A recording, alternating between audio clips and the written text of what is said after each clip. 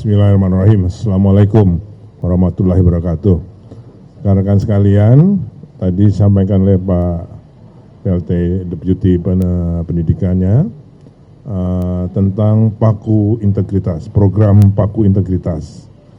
Saya kira pertama ya, yang namanya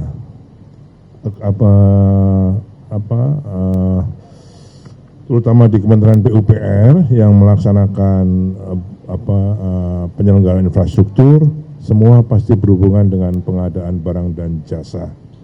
70% kalau menurut surveinya KPK, penyimpangan mulai dari perencanaan, pengadaan barang, bahkan sampai dengan pelaksanaan. Okay?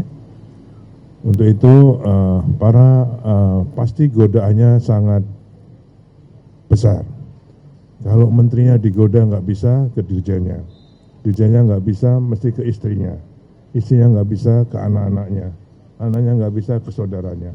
Jadi mereka pasti selalu akan menggoda, tinggal kami sebagai aparat penyelenggara inilah yang harus dipenuhi dengan integritas. Saya sangat terima kasih kepada KPK, ini bukan basa-basi, karena slogannya Kementerian PUPR, insan PUPR harus kuat, berani, dan berjiwa seni. Itu orang PUPR. Kenapa harus kuat? Dia harus kompeten. Kenapa harus berani?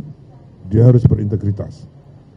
Ya, saya tidak sampaikan selalu di dalam rapin maupun dalam rapat kerja.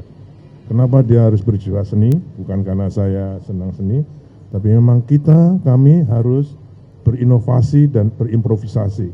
Desain pekerjaan di kertas selalu pasti ada inovasi dan improvisasinya di lapangan. Jadi Paku Integritas sangat relevan dengan Kementerian PUPR, ya, integritas.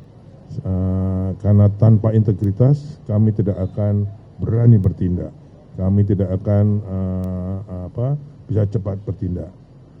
Dan untuk itu saya nanti tanggal 14 ada diklatnya, juga termasuk dengan ibu-ibunya. Saya minta semua tidak hanya mengikuti dengan sebagai kelas, tapi juga harus diresapi, dihayati. Semua harus dikerjakan dengan penghayatan.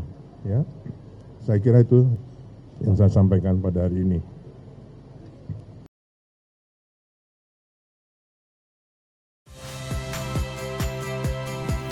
Saya Yasir Neneama. Saksikan program-program Kompas TV melalui siaran digital, pay TV, dan media streaming lainnya.